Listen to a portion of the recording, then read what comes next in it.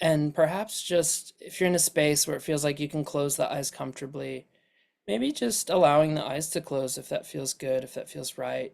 If you're in a, no one's driving, listening to this in the car, like do not close your eyes, keep your eyes on the road. But if you're somewhere comfy and you can just kind of settle in, just allowing the eyes to close softly. And if that doesn't feel comfortable or right for any reason, maybe just allowing like a soft, sort of gentle gaze down onto the floor or perhaps out into the distance. And let's just open with a few minutes of quiet. So this is no particular tradition or meditation or anything. I'd really just like us to just drop into a little bit of quiet together. So maybe just initially taking a deep breath into the body and just exhaling and relaxing. Really allowing yourself really allowing yourself to just land in the seat wherever it is that you find yourself this evening. And just really allowing yourself to become soft and present with your body and yourself and whatever's here. And really just allowing yourself to show up like totally authentically this evening.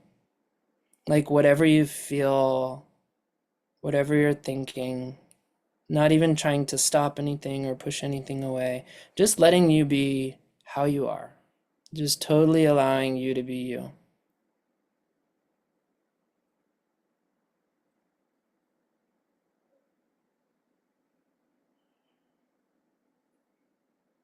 Maybe noticing a little curiosity, a little excitement, a little nervousness, whatever it is, we're just gonna allow all of it. Allow space for absolutely everything, whatever you have, whatever is here tonight. Let's just sit in this space, maybe for about a minute or so, and just allow, just breathing gently into the body.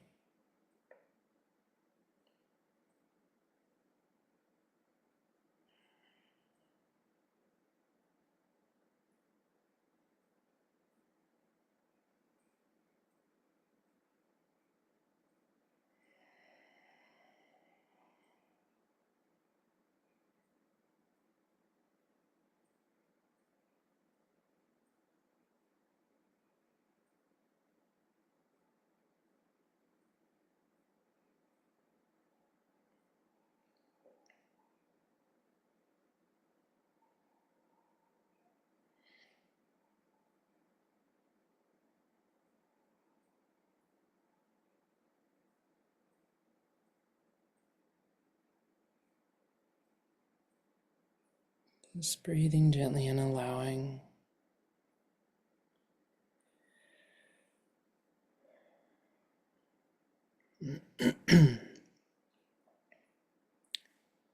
Maybe just softly, slowly, gently allowing the eyes to open. And just kind of coming back to our space together. Thank you all so much for that. That's as much for me as it is for you all. It's just a really great way to start our evening together and kind of bring us into a nice little cohesive group. Um, so I'm very pleased to be here with all of you. Thank you all so much for coming. My name is Jeffrey Charles Warren.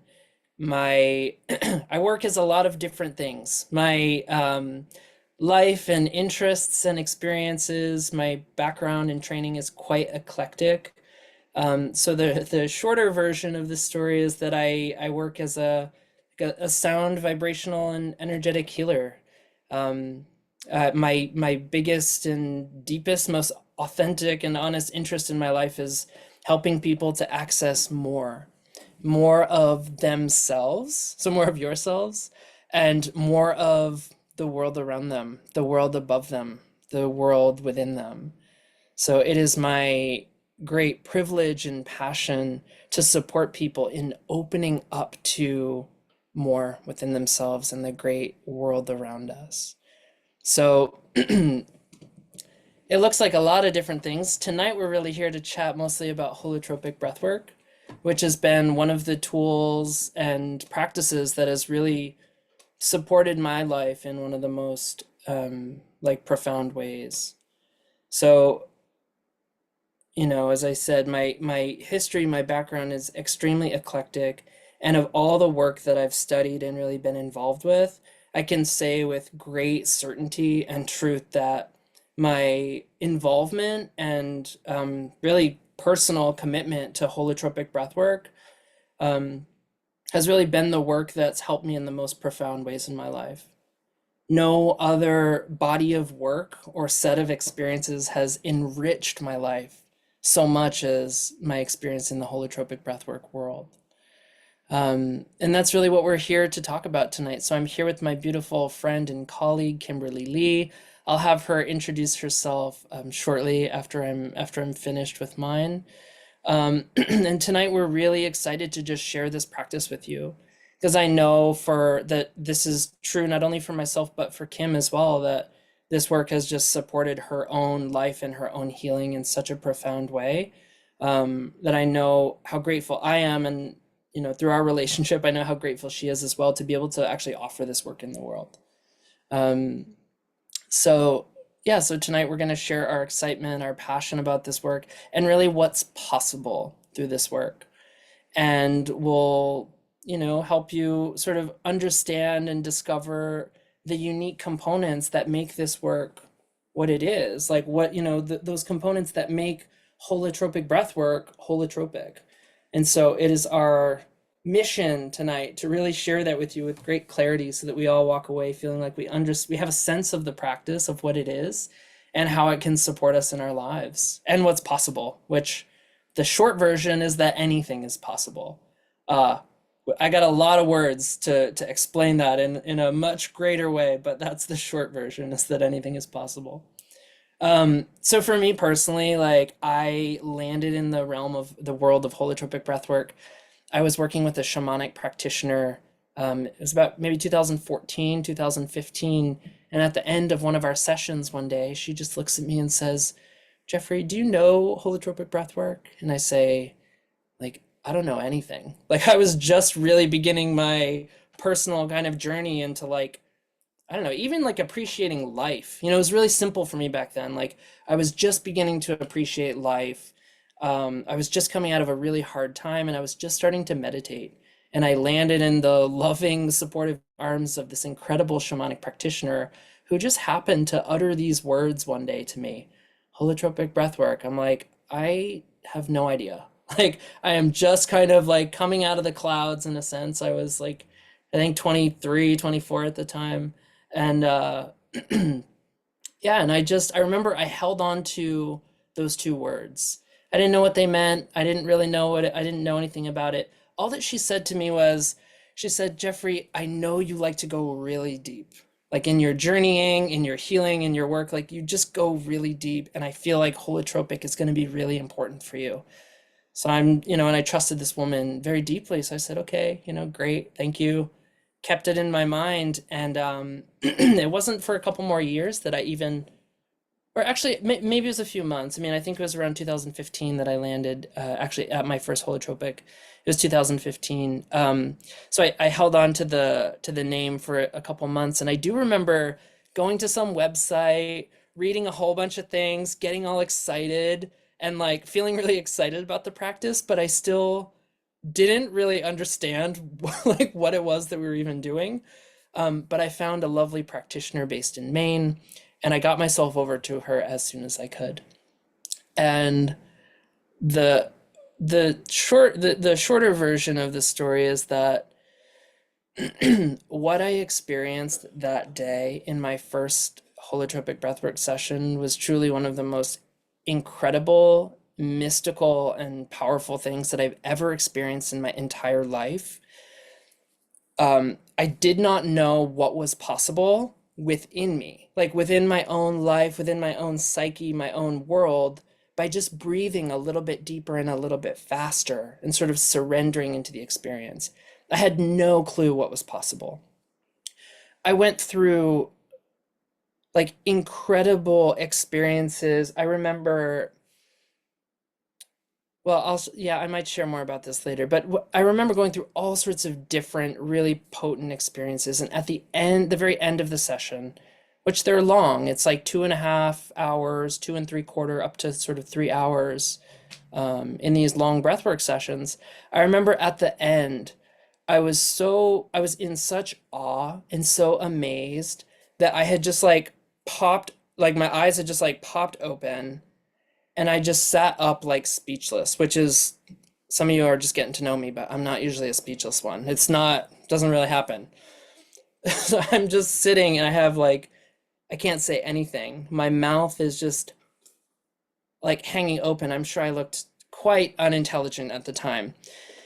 And the facilitator who was working the event, incredibly skilled, kind of slowly, gently, kind of crawled over towards my mat, really, really gracefully and gently. She didn't interrupt anything, she didn't barge on in. And eventually I make eye contact with her and I just start like smiling and nodding my head at what I had just experienced. And she's now like smiling and nodding her head. And I know she doesn't know what I just went through, but I knew that she had a sense from her personal work, that she maybe had a sense of how powerful what I had experienced was. And I remember just shaking my head, and she gets closer and closer and closer, and I start laughing. I start laughing with joy, beauty, ecstasy. And she gets real close to me and she just says, "Jeffrey, like we're all just a few breaths away from a whole other world." And I'm just like, oh, like my heart was felt so full, and also like it had just completely shattered and dropped out of my body. I'll be quite honest with you all. Like, I knew what was possible with like psychedelics from my youth, okay? I knew what was possible with psilocybin or other plant medicine, from just experimenting in my youth, but I didn't know what was possible with just the breath alone. I didn't know that the breath could serve as an incredible catalyst to inspire and carry us on a potent, powerful journey of healing, connection, and like transformation and transcendence. I just didn't know. I found out that day, but I didn't know prior to that. And so I really knew from that first experience with holotropic breathwork that this was for me. I knew that it was from certainly my work in the world for and on myself, but I also knew that it was important that I actually go through the training and become a facilitator. At the time, I didn't know what that meant or what that looked like, but I knew that that was part of my like part of my mission or part of my work in the world. And I just dove right in. So another thing I always like to share is that, so I mean, I was really into it from the first session. Um, as and so I show up for my second session with the same facilitator, different venue, but same facilitator. And as beautiful and heart-filling, as positive and powerful, like crystal castles in the sky, past lives, like experience with my ancestors, like as beautiful and powerful as the first session was, like the second session was truly one of like the hardest things I've ever been through, I think, in my whole life. Really hard. The first, crystal castles in the sky, and the second was like crawling through the mud under pyramids in the like shamanic mud pit of life and difficulty. And that second session was something that was really, really challenging, really challenging. And when I back out from the details of this first one felt so good and the second one felt really challenging, what that taught me, like what I learned really early on from those first two experiences, that when we are open to the honest, authentic experience that's emerging forward from within our own being, when we're really open to that, every experience, whether it feels beautiful and positive or negative and challenging, every experience can be therapeutic, and every experience can be beneficial. And in every experience, we have a deep, opportunity to change and to grow. And yeah, I mean, those first two were really what set me on my path in holotropic breathwork. Um, you know, this work is incredibly unique, and I'm very excited to share, really why. But I hope my little story, sharing a little bit more personally, helps to give us the slightest sense of the work, even though I haven't given you much detail yet. Just the slightest sense of the work that through the breath work, we're able to experience really deep journeys, and that no matter the particular theme or vibe or flavor of the session, there can be such power in the experience. And I have so much more that I am excited to share to bring more clarity and detail to this story. But before I go any further, I really want to give my lovely companion here an opportunity to just introduce herself. And Kimberly, anything you'd like to share? Like, I know you have such a rich history and background, and your training is quite eclectic like mine. I think that's why we kind of vibe and work well together, because we're in a lot of different worlds at the same time. But if you'd like to just, introduce yourself, please, and share a little bit about your holotropic experience, and maybe, why it's important to you, or even just give us an opening taste of some of how it's been special for you, that would be great. Yeah, so I went into the military straight out of high school. 25 years later, I had this huge complex web of trauma. My nervous system was really stuck in that fight or flight stage. And ultimately, I just didn't trust people. Like, I remember showing up, and to rewind, like, I started with psychedelic assisted therapy. Um, and if you do it, even for a little bit, you kind of stumble on Stan Groff, who Jeffrey will talk about later, and then you stumble on holotropic breath work. And after the psychedelics, I'm like, oh, how profound can breathing be after that? And then and then I had my first session, and I was like, wow, what, no medicines, just me and a room and some people, and some music, and it like kind of unfurled all of what was going on inside of me. um and I remember, just coming from my first breath work, and I think and they always kind of warn you, take it easy leaving, you might be a little, like open. And I remember, like, most of the way home I cried.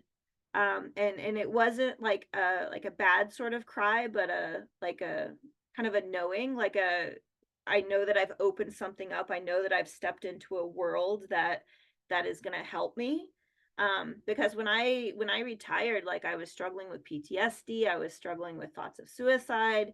I was like in a really bad place and kind of grasping for anything, that would kind of keep me afloat. Um, and and Jeffrey will talk about some of the components of holotropic breath work, but I think the components of the breath work combined together are really what make it so different and so supportive and so um, just empowering.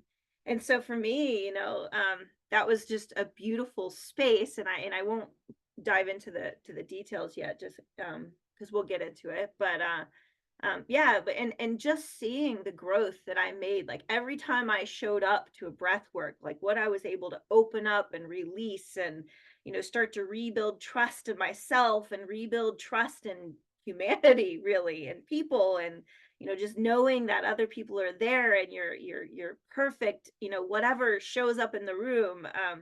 It was all perfect. And so that's really why I got interested in facilitating, because I know where I started, and I know how quickly the healing, you know, happened through the breath. And so I'm like, okay, like I have to like bring this to more people. I have to create these spaces where other people can heal. And so and we'll talk more about the pieces of it, but I mean, that's really like why breathwork kind of hooked me from the from the very beginning, because, and it wasn't all easy, I'll say that. Like Jeffrey was saying, like there were some, really hard cries, some really hard sessions. But I think after 25 years of not being allowed to cry, that's what I, needed at times, was just a space where whatever showed up was welcome. So, yeah. So I'll stop talking now, and we can kind of talk about the components of the breath work. Yeah, no, thank you so much for sharing part of just your story and your experience, Kim. It's always lovely to be with you and hear you, so thanks. Um, so yeah, so in the tightest nutshell possible, like when I think of holotropic, like a one-liner or a couple sentences of like what it is, it's a powerful it's an experiential process. That's what it is. It's an experiential process where we're using the power of our own breath to access deep states of non-ordinary consciousness for healing, connection, and transcendence. It's for healing. And, we typically do this work in groups.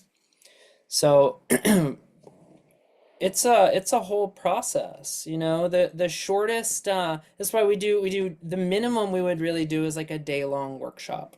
So minimum schedule in like a holotropic event, it's maybe 9 a.m. to 8 p.m. That's sort of the minimum amount of time that we really need to pull something like this off, because the work that we're doing is really deep and the format that we have is really spacious. And one thing that I think is so unique is that, and what makes the breathwork so powerful is that as facilitators, all we really have to offer is a safe and sacred set and setting. And that's our job. And that's honestly like our only job or one of our few, it's the important job, to just keep the space safe and sacred so that you can go through the session and really allow whatever it is that wants to emerge and be experienced and expressed. You can allow whatever that is forward fully. Yeah, so we're really healing through non-ordinary states of consciousness, or extraordinary, enhanced states of awareness, if you like. I think it's funny, this term of non-ordinary states of consciousness, when we really think about it, this is actually something that we are quite good at as a species. We have been using meditation, we've been using fasting, we've been using a lot of different techniques. If we can look across the globe and we can see our ancestors and the shamanic cultures in every tradition, touching each corner of the globe, using various methods to enter extraordinary states of reality for those same reasons that we do it now: healing, connection to self, connection to the divine, connection to the great world all around us, and for guidance, answers, transcendence. So I think it's funny sometimes when we call this a non-ordinary state experience, when it's actually quite ordinary when we look at our human history. It's something we're very good at. So meditation, fasting, sleep deprivation, prayer, chanting, mantras, the whirling dervishes with their spinning. We have the breath. We have all sorts of breath works found across the entire globe. We have plant medicines that various cultures and peoples have used for centuries to access those wider states of reality, wider states. So in a sense, there's nothing non-ordinary about it. We're quite good at this. And it's possible to really enter a deep space like this with just the breath alone.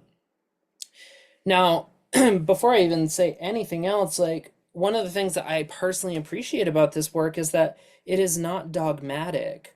There's nothing that you need to really like know or understand or believe. There's nothing that you really need to, there's nothing at all that you need to subscribe to. And for me, I found that really refreshing in this work, because I do have a rich background of spiritual tradition and healing tradition, where there are certain beliefs that we sort of need to adhere to in order to like allow the model to work in a sense. And that's fine, that can be great. There's nothing wrong with using any model of healing, nothing wrong with it at all. There's, many of amazing ones that can be quite helpful. But in this work, like, it's so not dogmatic and there's nothing you need to believe. Literally everything that I'm sharing is from our collective experiences from the work and in my own personal experience in the work and in the stories that have been shared with us from all of the people who have participated in this work before us. So even as we open up to some of the ideas and things I'm going to share, it may sound like a concept in the beginning, and that's fine. That's totally fine, and I'm not asking you to believe anything that you don't want to or that doesn't feel right. Totally fine. And for a lot of people, as they start to experience this work and even just start to turn inwards a little bit deeper and look at themselves in new ways, it's not hard to see that some of the principles we talk about in this work seem to be just quite true in each of us or in our lives. So if we even look at this word of holotropic, it's an interesting word, right? Like, what does that what does that even mean? So holotropic, it's derived of two Greek words. So we have holos, meaning wholeness, and trapin, to travel towards. So we're essentially saying we are traveling towards wholeness through this breath work. And when I say traveling towards wholeness, I mean a few things. What I do mean is that, in a sense, it's as if we're opening up to the full spectrum of possibility, that wholeness, the full possibility of life and experiences that are often beyond our ordinary sense of sight, beyond our sense of sound. And that's where cultures in the past have used lots of different techniques to access these greater states, to access more. And in this modality, we have the breath. The breath really serves as our catalyst in this work. And through the breath, we gain access to more. And that's that full spectrum. So we're not just in our ordinary thinking mind, thinking about our life and where we've been and where we want to go and these types of things. The breath work allows us to blast off into an infinite and unknown number of directions and possibilities. So opening to that full spectrum of possibility. And simultaneously, what I personally feel like is happening is that we're opening up to the wholeness that we already are and that we already have. I do not look at it as if it's this wholeness, like this 100% level I need to graduate to so I can get an A+ and be a good boy and move on with my life in some way. It's this idea of opening up to moving into a posture of openness and allowing all experiences to come forth. No longer discarding, no longer like over analyzing everything and dissecting every little thing that happens in life and discarding the pieces that we deem undesirable to us. And that's where in the breath work, the whole premise and practice is that we're leaning into the authentic experience that's emerging for us. And sometimes it's easier because it's something that's really beautiful. We're like, oh, I want that. Yeah, bliss, crystal castles, ancestral, positive ancestral visitation. Yeah, that sounds pretty rich. Like, I'll do that. I'll breathe into that. And our encouragement is the same when we have an experience that's more on the challenging side or the difficult side. We continue to breathe into that and allow that experience to come forward. Because even in the challenge, with every challenge, we have great opportunity for real healing and transformation, personal growth. We don't do this work because I'm not like a masochist or something like that. I'm not interested in just reliving all my pain and like wallowing in misery. Like, no, like I live a pretty good life. I really do. I have a lot of freedom. I have a lot of joy. I have a lot of space. And a lot of that has come from my work in this world, truly. Um, so yeah, we're opening up to that full spectrum of possibility and experience. And we talk about this idea, so it might sound like an idea, but we use this term inner healer or inner healing wisdom. Now, this is that intrinsic, not even part of us, but like that intrinsic nature of us, that capacity that is us, that is actually ushering us towards healing and wholeness. If I get a little cut on my wrist, there is an we take it for granted, honestly, or a lot of people, we take it for granted, the miraculous action of the body, that there is a wisdom within me. If I get just a little cut, my body will start to engage and activate different processes within the blood, within my skin, within the cells, to actually heal and repair itself.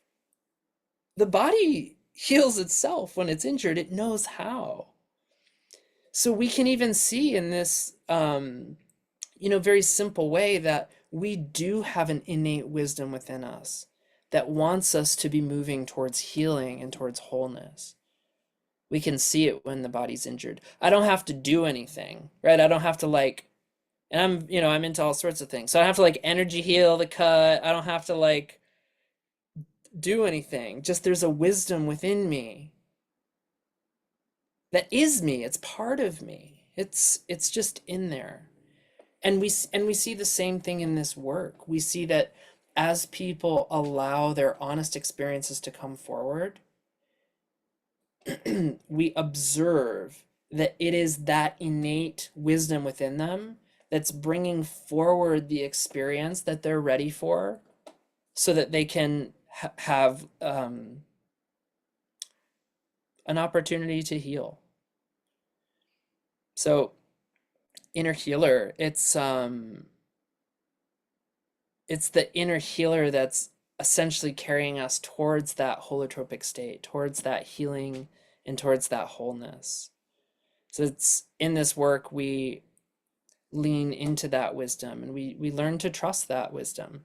And some days it's easier than others, right? If I'm having a challenging session on the mat, I might strongly disagree with my inner healer and say, this wasn't the experience I was interested in today.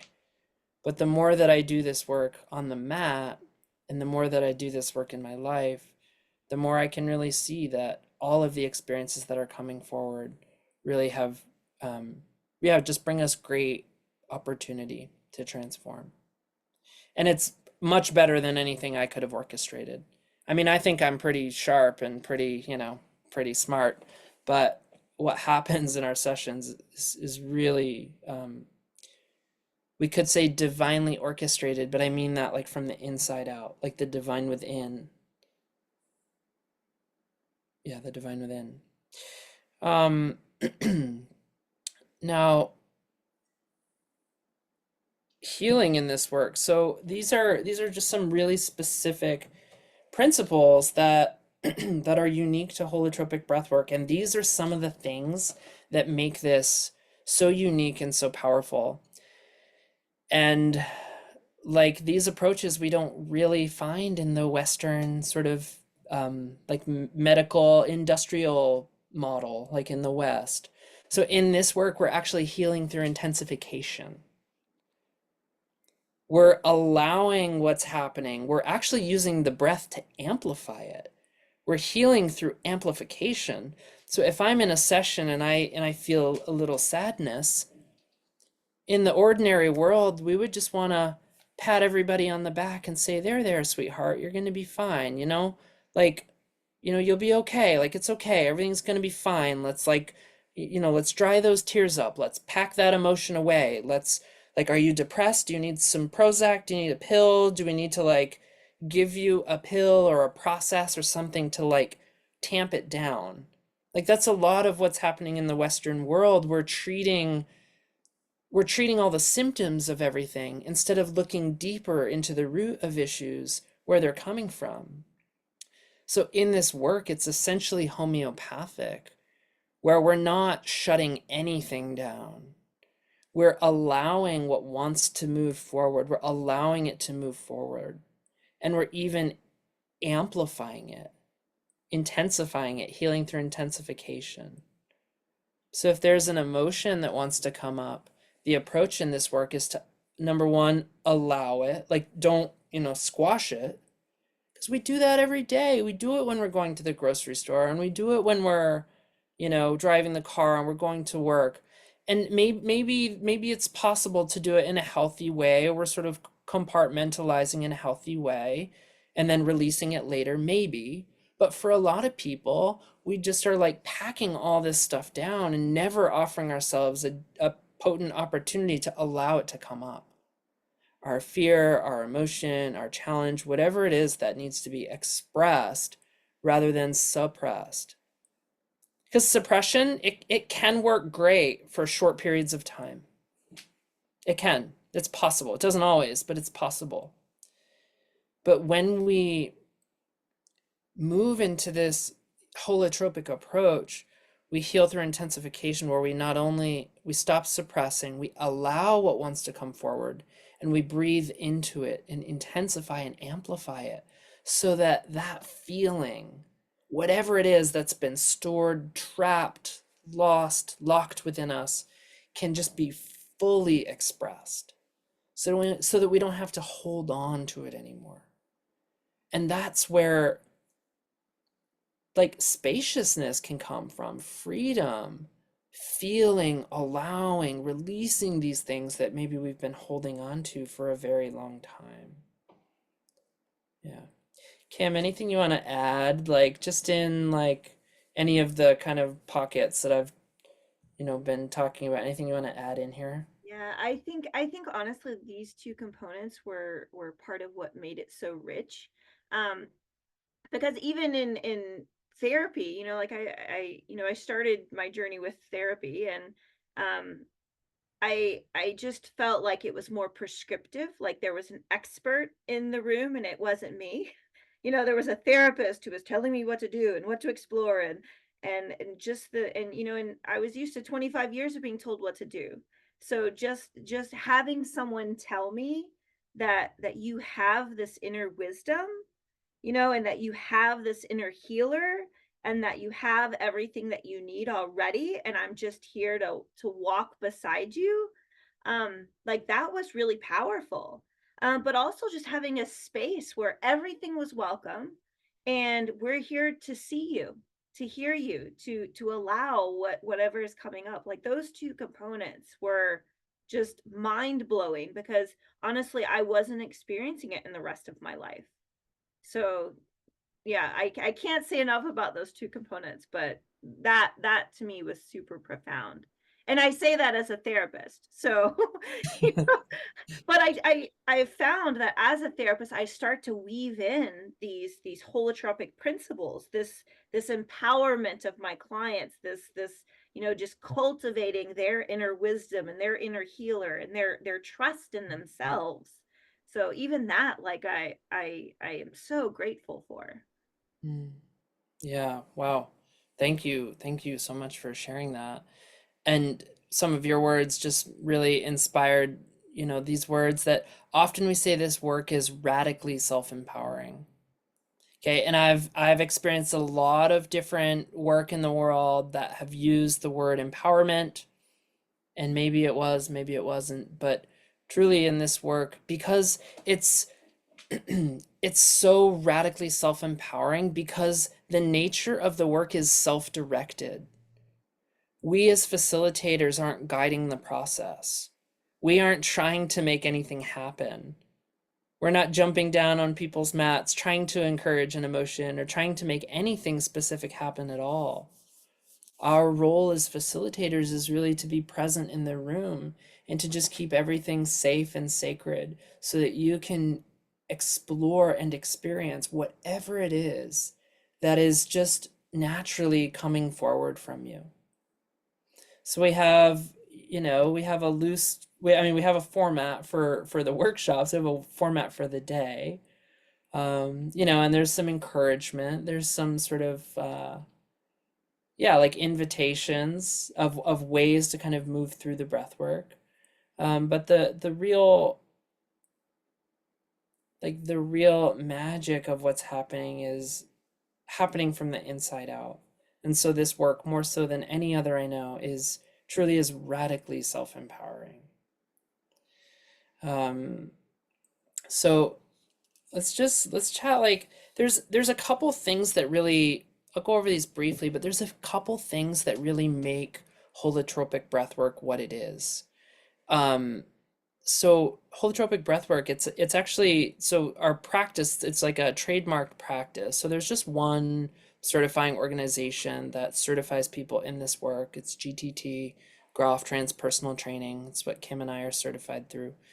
And there's, you know, I will say you might find the word holotropic in a lot of places where the work itself isn't, it's just not actually holotropic.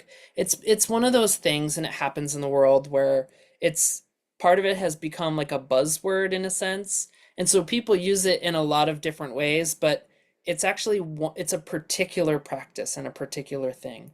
So I had some people on Facebook like tag me on a post, and they were like, "Oh, Jeffrey does this. Like, talk to Jeffrey about holotropic." And I was curious and I was excited. I thought it was what I'm up to. And so I clicked on the thing, and it was this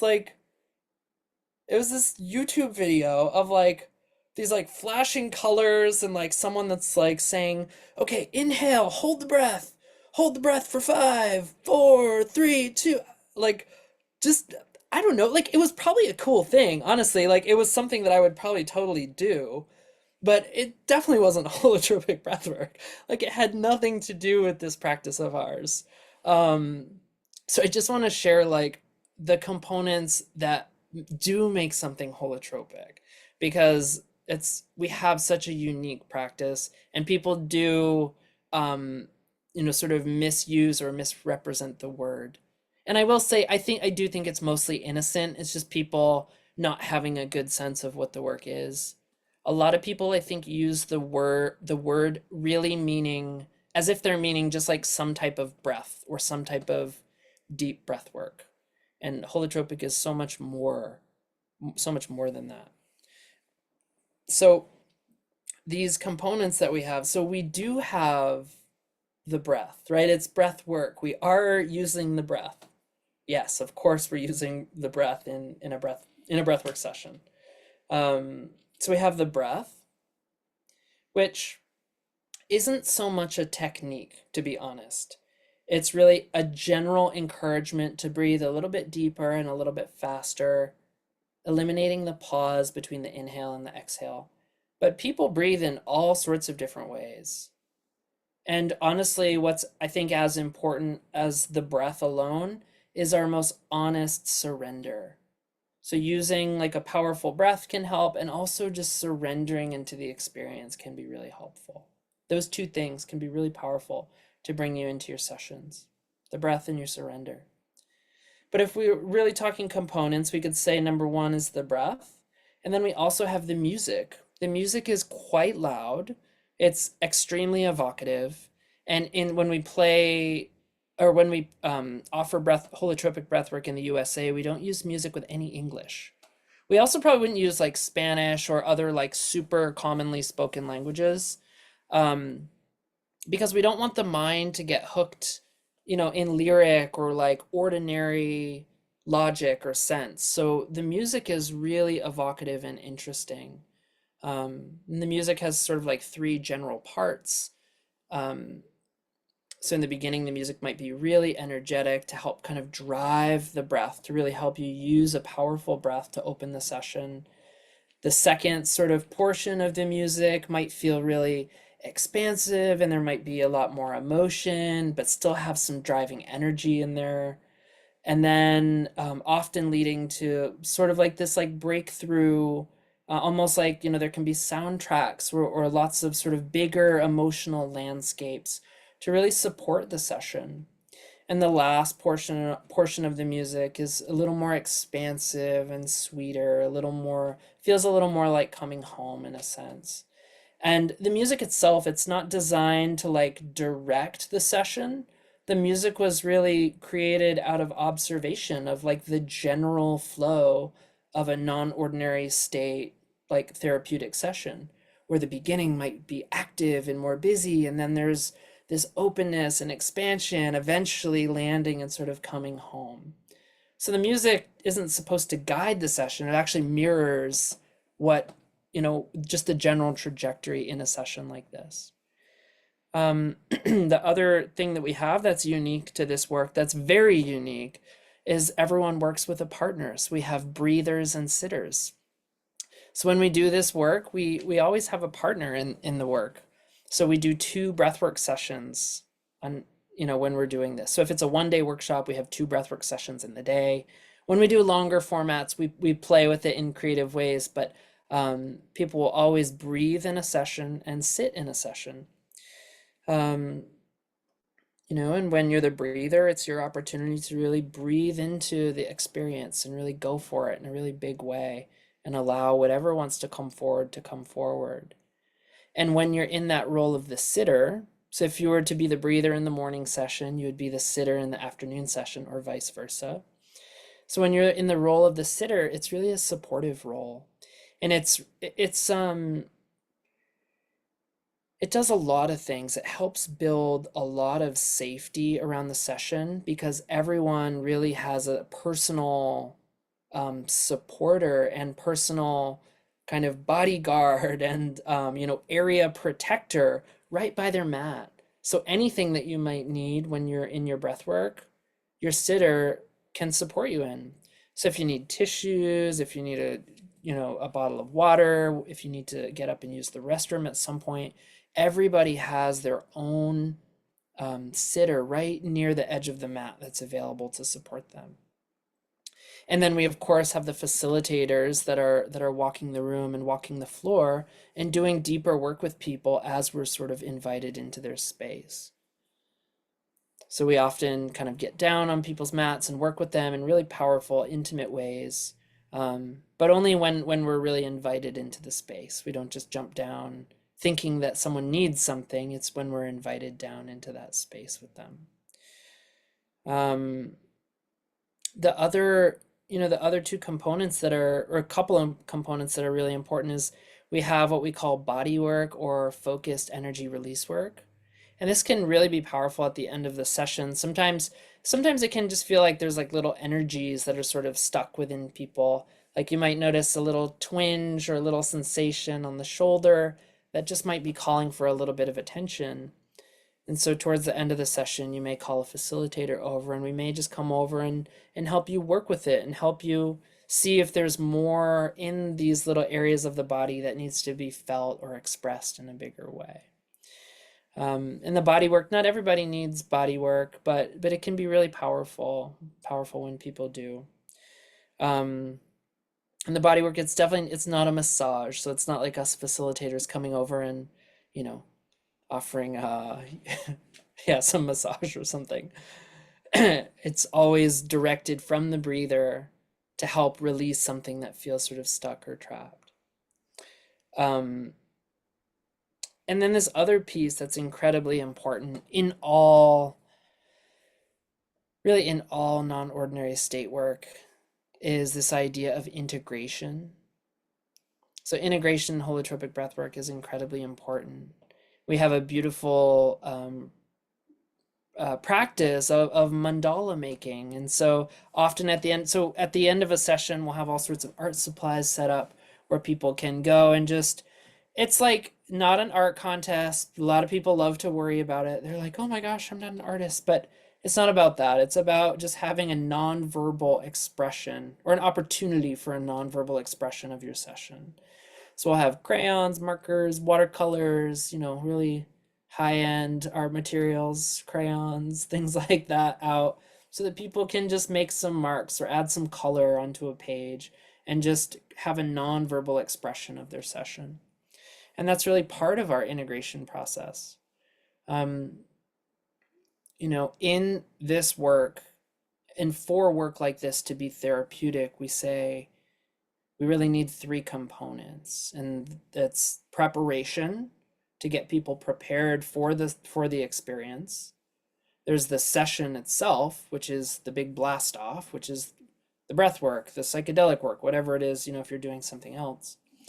And then finally the integrative piece, where we don't it's not it doesn't seem to be that helpful or that therapeutic to just continue to blast off for the rest of your life and have big breath works and whatever other types of experiences. We really need to find ways to integrate it, so that, because most of our lives isn't spent on the mat, our lives isn't spent in the workshops, most of our lives is everywhere else. So we want to make sure that that area of your life is really what's becoming enriched and feeling, like you're moving in a positive or new or creative direction, whatever it is that you're looking for in your life.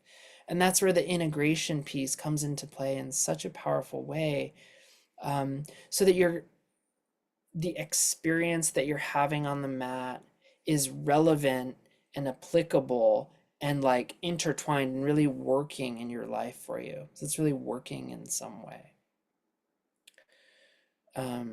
Yeah, Kim, anything you want to add about anything from that little section there? And then I want to move after this, just so fairly quickly into what's possible, and then we'll kind of head towards closure. We'll give you an opportunity to share. Yeah, and Yeah. I think the two parts that stood out for me were the sitter and the facilitator. And part of it is like when I first heard the concept of sitter, I thought, okay, I'm their logistical support team. I hand them a tissue, I walk them to the bathroom, but when I fully experienced it for the first time, like I thought that was just as profound as breathing. Because for once in my life, I was fully in service of another human being, but they were also fully in service of me. And there was someone there who was just this sacred witness of me and my process. And so that was huge. And being able to witness other people, in all of their different states, it was huge for me. But also the facilitator, and again, I'll kind of compare the facilitator, my facilitator role versus my therapist role. Like I remember going through I'm also a somatic experiencing practitioner, and we had to do sessions as part of our certification, and I remember having a really tough somatic experience session. And I remember getting to the end, and of course my practitioner was a therapist. And at the end, she asked me if I needed anything, and I said, well, what I really need right now is to be held. And in therapy, they have very strict boundaries around, like hugging people or holding people. And in breath work, if you say, I need to be held, there will be a facilitator there to hold you. And that to me was so different from the disconnection that I felt from my own therapist or from my own therapy experience. So that was just huge, to know that if I ask, that support is there however I need it. So I just wanted to, kind of interject on those two pieces. Yeah, yeah, amazing. Such powerful roles, and yeah, just so powerful. Um, okay, so I want to just head towards like, like a couple practical things, and then really like what's really possible in a session. Like what it really looks like during a session, if we're doing a 1 day workshop. Everything happens on 1 day. If so, Kim and I have a retreat coming up. I have some other events coming up. When we have more time, we can break things out over longer days and do other activities and make things more spacious, which is really lovely.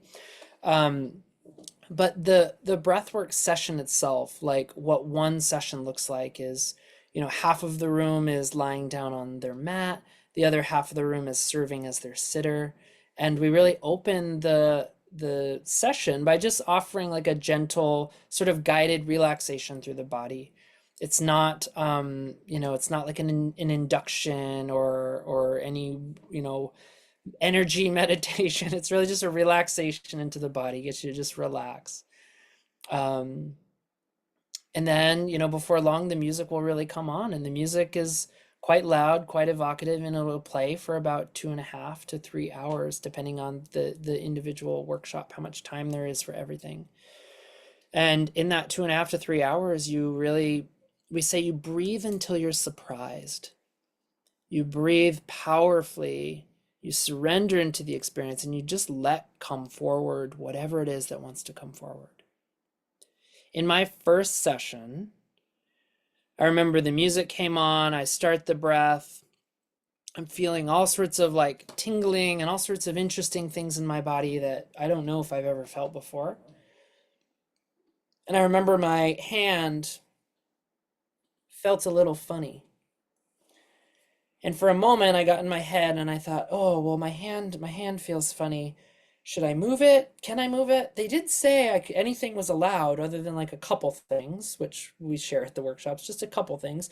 There's a lot of space for freedom, for expression, for movement, physical movement, for emotion. You can really allow pretty much everything. And I remember thinking, but what if, is that really allowed? Can I move my hand? Am I going to look silly? Am I like, is this not what they said? Is this what they said? I got so self-conscious and weird in my head for a very short period of time. I said, you know what? They said, breathe into it. Breathe. We're healing through intensification. They said, whatever is happening, allow more of it. Let it get bigger. And it's not that we have to fake things or force things. That's not it at all. You don't have to fake anything in a holotropic. Things will happen. But I remember just kind of like surrendering. I go, okay, I'm here. I drove all this way. I paid this money. I'm here for the thing. Like, just let your hand wants to shake, Jeffrey. Just let it go. And I just kind of let it shake a little bit.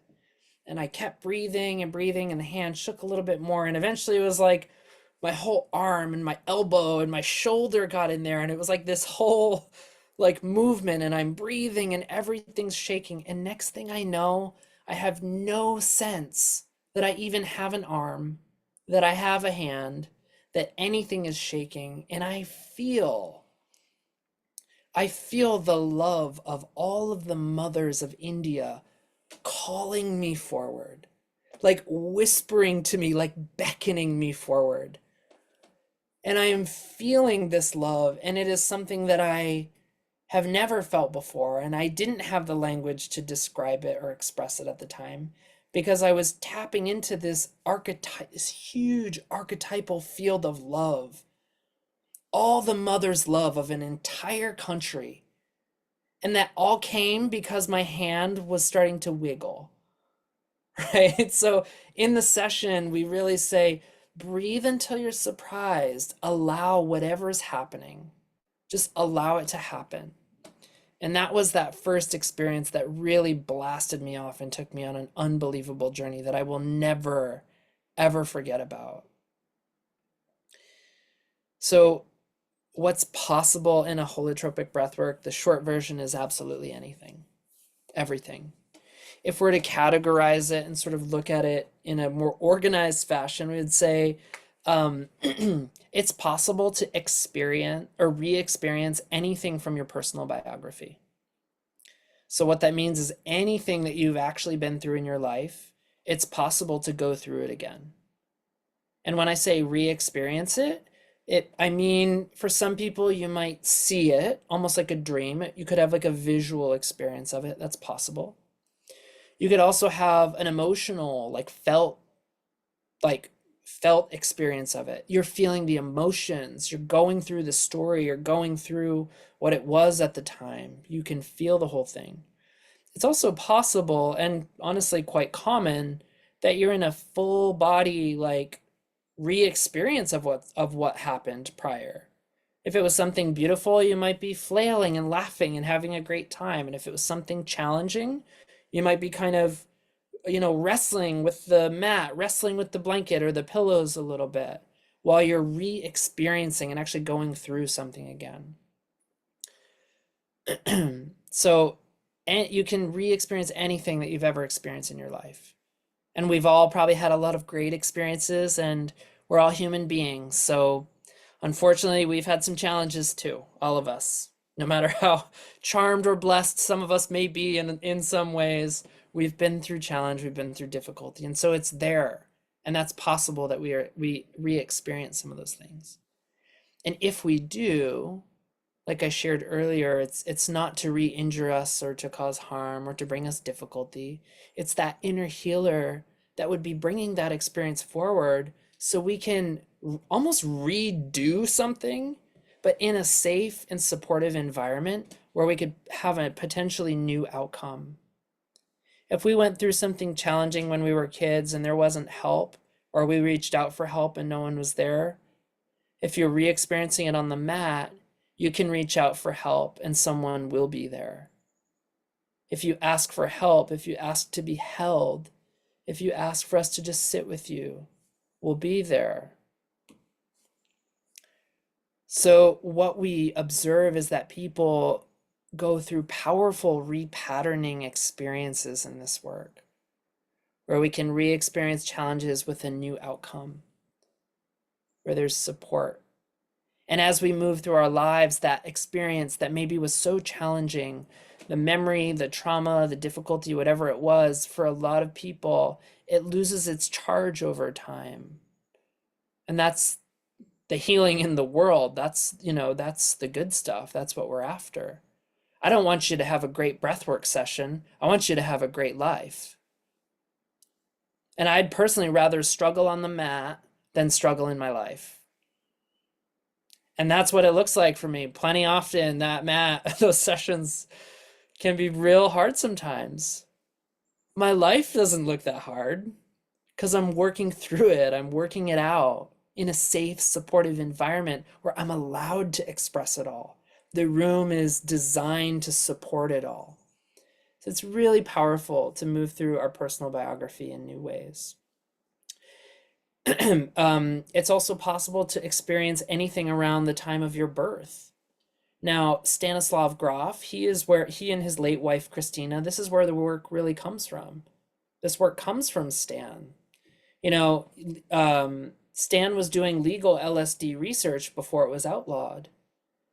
And when LSD was outlawed, he had to find a new way to work with his clinical patients. And what he did was, he didn't have to make up some new genius thing. He leaned into world wisdom along with his own research. And he observed in his LSD sessions when he was working with people therapeutically that clients would spontaneously move into an enhanced and elevated breathing pattern. And what it would do is it seemed to amplify the experience and help bring them to some sort of resolution. So that's where this breath work even came from. LSD was outlawed. He wasn't just dropping acid and like having a good time. I mean, maybe some of that was also happening, but he's a medical doctor who was doing legit clinical LSD psychedelic therapeutic research. He's to this day has done more sessions than any other person that's existed. So this this holotropic breath work and the term holotropic, it all comes from Stan and his late but former wife, Christina Grof. So the work was really midwifed by the two of them. And so when we continue to look at the realm of possibility, we have our personal biography, but then we also have this realm of what we call the perinatal. And Stan really created that term, and it's actually a great contribution that he's made to modern psychology, is this idea that there are different, we call them BPMs, but it's just this idea that there are essentially 4 stages of birth. And in the breath work, it's possible to re-experience these. And it's not only possible, but it's common. A lot of people have had a lot of birthing experiences. So that's possible. And previously, plenty of people thought that, remembering a birthing experience wasn't even something that was possible. But people who don't know anything about their births have had experiences on the breathwork floor and then gone and chatted with parents, grandparents, relatives, friends, people that were there for their birth and know their birth story. And people have confirmed amazing details about things that they couldn't have known that has come forward in the breathwork. So we see it's possible and even powerful to re-experience different stages of our birth. And Stan has a lot more info and details about the BPM, the stages, in his books, and we can chat more about that another time. It's kind of a heavy subject, so I don't want to dive too far into it. So we have the personal biography, the perinatal, and then we have this other extraordinary realm, which I've already touched upon, which we would classify as the realm of the transpersonal. And that's any experience that's beyond your ordinary singular sense of identity. So that experience I just shared of me feeling the love of all the mothers of India, like, I don't know how to do that in my ordinary life, right? Like, I can, and even the idea of it, like, I can find the right language to express the idea, but I can't share the feeling or the idea. That's where we need that holotropic state, that wide, full spectrum experience to tap into something that's greater than what we can experience in our ordinary lives, right? And so we have the capacity to tap into all sorts of experiences that are beyond our ordinary sense of identity. So things like being an animal, living life as a tiger, living life as a snake, knowing what it feels like and what it's like to like give birth to animals or to litters of animals. These are just some of the experiences that have happened on the mat. And when I say experience, I don't just mean see it like a dream, right? Like, oh, I saw a tiger. No, I was a tiger. Like, I was making sounds and clawing the air and big things were happening. Okay, this is this is common. Okay, it's not just possible, these things are common. So the breath work, in the realm of breath work, we often say we are not civilized when we do this work.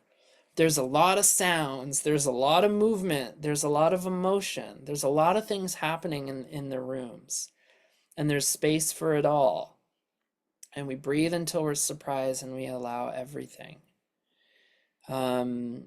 Other transpersonal experiences, like one lady at a workshop a couple years ago, she was talking, she was saying, I was giving birth. And we're like, oh, amazing, how powerful. And she's like, no, to galaxies. And you could see, like, she was like amazed, but also like it was a real experience. She knows what it feels like now to birth a galaxy. She was like so amazed she could hardly speak about it.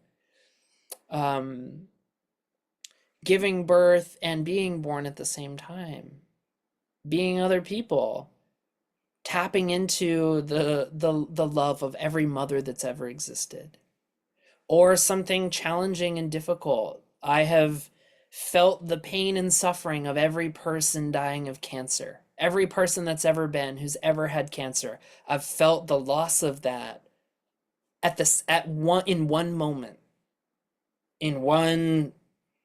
and it was huge and incredible and very painful, and I bawled my eyes out, and I felt it fully and expressed it fully.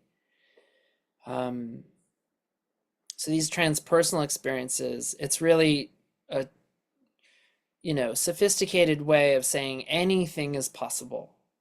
And I'm not just telling stories or like, trying to ramp up the drama. Like, yeah, the shares that happen in our community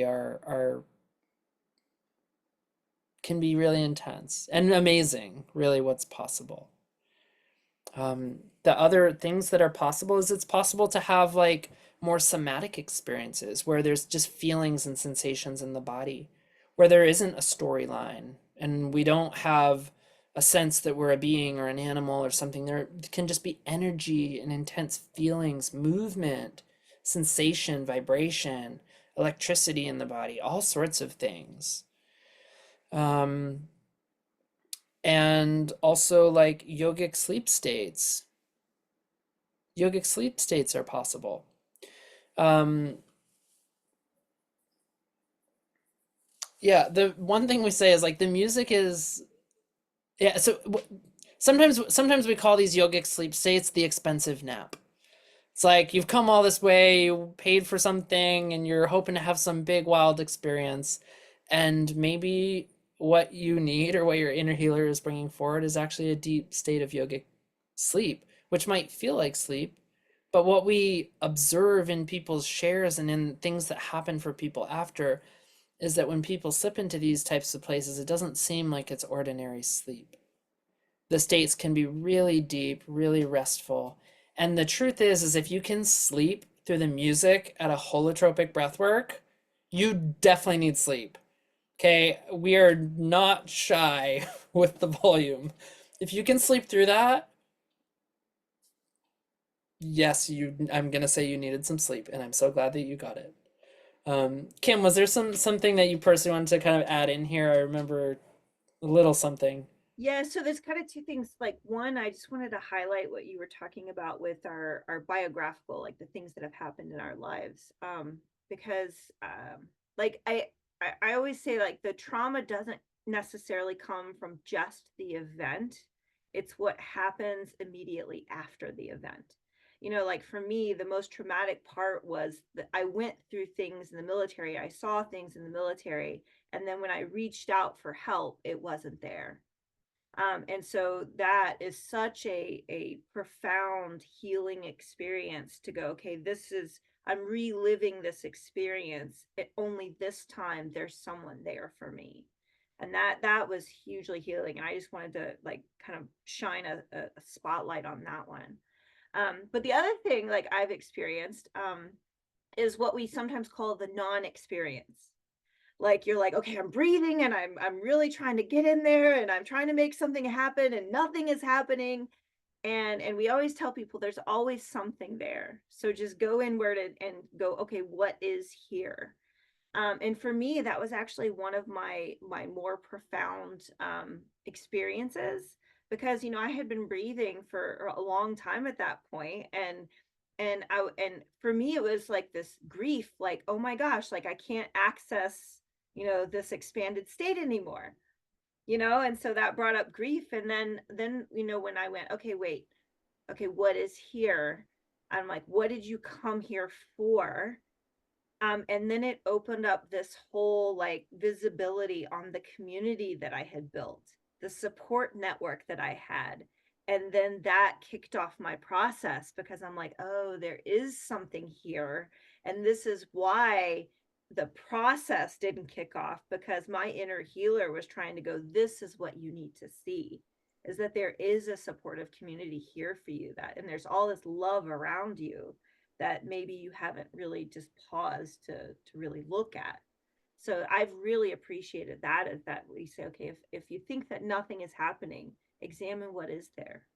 Because there's always something, even if it's frustration. So Yeah. Yeah, thank you. Yeah, like this work, it when you were just sharing like this, just the word of processing, like this work, it can be so healing and so transformative, and it gives us a way to really process through direct experience all sorts of things, right? And it's not a menu, like it's not like, I get to like head in and say, okay, today I'm gonna work on my dad issues, and then next session I'll work on whatever. We really do just lay down, start breathing, and we breathe into whatever's happening, and we just see what wants to come forward. And like it's okay to have an intention in the session. We don't work with it specifically. We want to be really open as to how it sort of shows up, or to how the work unfolds. It's okay to have an intention if we're holding it loosely. And some of the challenges around breath work, or our holotropic breath work, can be around like expectation for people. Because people can think that, either they know they're not free of expectation, or plenty of times people think that they are, and then they get on the mat and they realize they're not. They wanted something specific to happen. They expected something to happen. And it's just not the model. It's not the way the work works. So I'll just share one experience I had with a participant at a breath work, and this person didn't like the music. They thought it was too loud, and they asked me, well, they didn't ask me, they told me. They told me to turn it down. I said, "Oh, okay, there's like we'll support you in a lot of different ways, but that's not something that we'll do. Like the music, it helps to support the whole session. The music supports the whole room so that the if there's screaming, if there's crying, if there's emotion, whatever it is, the music helps to kind of hold the whole container in a really safe and sacred way so that like the crying or yelling or whatever doesn't really interfere too much with other people's process. Or it sometimes it can, but the music helps to sort of hold it. And so with this person, they told me to turn the music off, and I said, "Oh, that's one of the few things I can't do." Like what's happening? Like what's your, what experience is there for you? And they said, "How am I supposed to change and transform if I can't relax? I was told that I need to be able to relax in order to transform." And I was like, "Okay, like, yeah, okay, I hear you. Like, got it." And so they were saying, like, nothing's happening. Like, nothing's happening. I can't change, I can't transform because I can't relax. Now, from the outside, what it looked like a lot of frustration. It looked like a lot of anger and frustration that was starting to come, that was starting to emerge for this person. And, so I just asked, I said, like, do you want to try and work with what's here and what's maybe coming up for you? And sadly, I'll tell you, this is the one time, true story, the one time in like my whole history of holotropic breathwork that this person just said no. They said, I don't want to work with this. I'm just like, I can't work with this. It's the music. It's the music's fault. The music is too loud. I can't have an experience. I can't whatever. And it's one of the rare instances where firsthand I sort of saw this opportunity just for that day. I'm not saying for this person's life, but for that day, I saw the opportunity kind of slip by because the person wasn't willing or able to catch what was actually going on with them. And that's where we have to be really honest with ourselves and as open as we can to the experience. Because if I was able to work with this person, say, okay, like, can you just let go of what you thought it was going to be and this idea that you need to be calm and that the music, can you just, like, what do you actually feel right now? And if they were able to really like stay with me and work with it, I think it wouldn't have taken long for them to say, you know what, I'm actually angry because that I hate that music and the music is too loud. And that's fine to hate the music.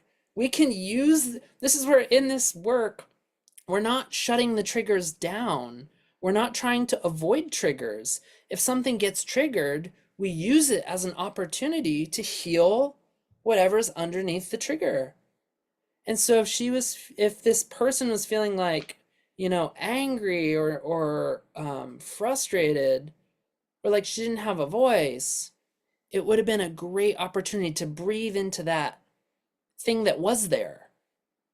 Frustration, anger, and so it was a female. And so, you know, I don't know, I'm not a woman, so I have no idea, but I don't know in society if there's a lot of like open, safe spaces where women are allowed to express like rage, anger, frustration, right?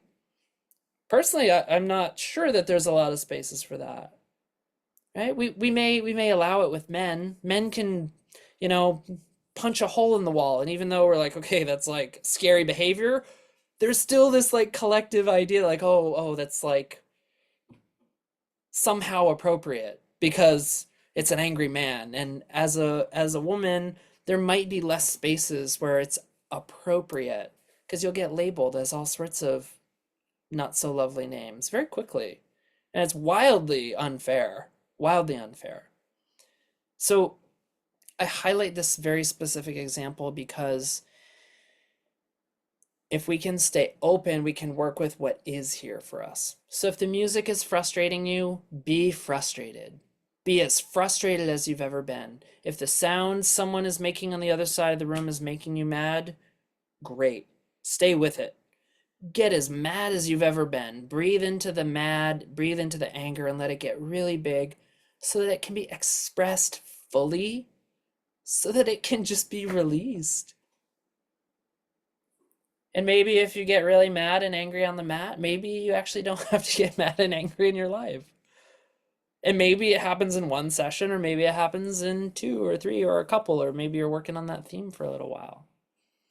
So we just have a unique approach and a unique body of work where we can allow whatever's happening, lean into the authentic experience, and use that as an opportunity for great growth, healing, and transformation. And that's why I love this work so much. Like, it's so can be really powerful, and it can be so embodied for people too. It can be so embodied. It's where like psychedelics are very powerful. You can have amazing experiences. I'm not, putting them down in any way. But to have this breath where your breath along with your surrender are the catalyst can bring you a really embodied experience of that which you're moving through and healing in your life. Yeah. Kim, what would you like to, so we're heading towards closure. I'd like you to share just a couple of details about the of one of the events that we have coming up. But is there anything you want to add more personally before we just share a couple details? And I do want us to kind of be quick about it, so we're kind of Yeah, no, I think, I could go on all day, but I think that's me probably too. a good place to, yeah. But yeah, so as Jeffrey mentioned, we do have a retreat coming up, and I will say, so I got spoiled when I did holotropic breathwork because they have weekends or day workshops, and then there's what we call modules or week-long workshops. And the beginning of my training, I exclusively did the modules. And it's funny, like, as Jeffrey and I were kind of working out the details, we started at 4 days, and then I kind of inched another day, and then another day. And then but it's really because I got spoiled and I saw how beautiful having more space really felt. Because it's great to experience holotropic breathwork, and sometimes we have to fit it into life where you breathe in the morning and you sit in the afternoon. At least you're getting that opportunity to breathe and to open things up. But what I really envisioned when I started talking about this retreat was, because I know what I do is I breathe, I'm starting to open things up. And then I have to sit, so I close it back down. I have to get my shit together, so that I can sit for somebody. And so when we were designing the retreat, what I really wanted is we breathe on one day, we sit on the next day, we breathe on the next day, we sit on the next day. And that really gives this, like, because even a lot of the processing happens in your REM sleep. And so even having that opportunity to sleep on it, to let it kind of unfold and then kind of fold back over, felt very integrative, and it felt very embodied to me. And so when we were creating this, that's kind of why I kind of inched a day. And that and these retreats are wonderful for me. It's a chance to come together as a community. And so officially, our retreat starts on the 12th of August, which is a Monday, and goes through the 18th of August with breakfast, which is a Sunday. And even that was very intentional because I know how I am. I have to get back to life. And so I wanted to make sure that, because sometimes, even as facilitators, things get truncated and they maybe don't have the expansiveness that it needs. And so that's why I'm like, okay, well, Sunday will kind of be a travel day. And we also have the retreat center the weekend before. So if anybody wants to come early, there won't be any catering until dinner on Monday. And you'll have to kind of coordinate the extra days as far as what the retreat center wants, but we do have both weekends, Cool. which I think is beautiful. And then if you want to go check out the retreat center, they actually have this like drone video that kind of flies over the land where it's at, because it's right up against the Powell River. It literally makes like a horseshoe around where we're staying, and it's beautiful. And the cabins are beautiful. The food is excellent. And we're kind of lucky because it's a nonprofit, so the rates are reasonable. So that's what I really like. But if you check out their website, it's the wellbeingretreatcenter.org. And you click down at the bottom, they have a YouTube of the flyover of the land. But what really think is special is that the way we've kind of weaved in. We're going to be starting with the Kundalini Yoga in the morning to kind of get that energy moving. And then we're going to be breathing and working in some somatic practices to really get in our body and really just kind of tap into all of that wisdom. I think a lot of times when we think of wisdom, we think of what's in my head. What am I thinking? How have I analyzed this? And this is really an embodied retreat where we're really tapping into the wisdom of our whole being. So our somatic, our body, our and it will include our emotions and our thoughts and all of that. But I just think it's beautiful the way the components have been weaved together. So one thing I do want to highlight though, and this is not like a sales tactic, it just happens to be the way it has the early bird registration it goes up by $200 on the 1st of June. So if you're interested in coming to join us, I just want to highlight that's no pressure. I don't want that to be a surprise for anybody that, oh wait, what happened? It just went up by $200. But we're also limiting it to 16 people, which I will say I got kind of spoiled on this too, is that my retreats have had, kind of low numbers, and it's given that opportunity for like one-on-one engagement and really to get to know people and really start to work in an intimate way with our, whatever shows up. So that is beautiful. So if you guys are interested, again, the website, and we'll, send out a follow-on email with the website. So no need to even write that down, but yeah, so I think did I miss any of the important parts? I think you got the important, yeah, details. And like, so tonight we really just wanted to introduce you to this work and give you like a sense of what's possible and share some personal experience.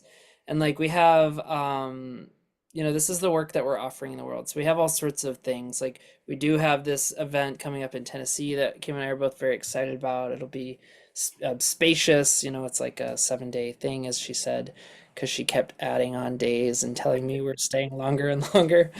Um, but there's also lots of other, like there's other events that I'm facilitating and that Kim will be facilitating as well. So I'll send out like a little follow-up email with just like some details of some other things. I know we have some East Coast people, and I'm not totally sure where everyone's from, but I know there's at least a few East Coast people. So I have like some shorter programs, like day longs and shorter things coming up too. And really all along the East Coast, from southern New Hampshire to um, Massachusetts to North Carolina to Tennessee to Miami, and Kim will be in it more and more and more as she lets me wrangle her into different venues and locations. So I just want to say, like, to kind of close, I just want to say thank you so much for your curiosity, for your attention, for your smiles, for your laughs. I really appreciate all of you being here and being so present. Yeah. So just thank you, thank you, thank you.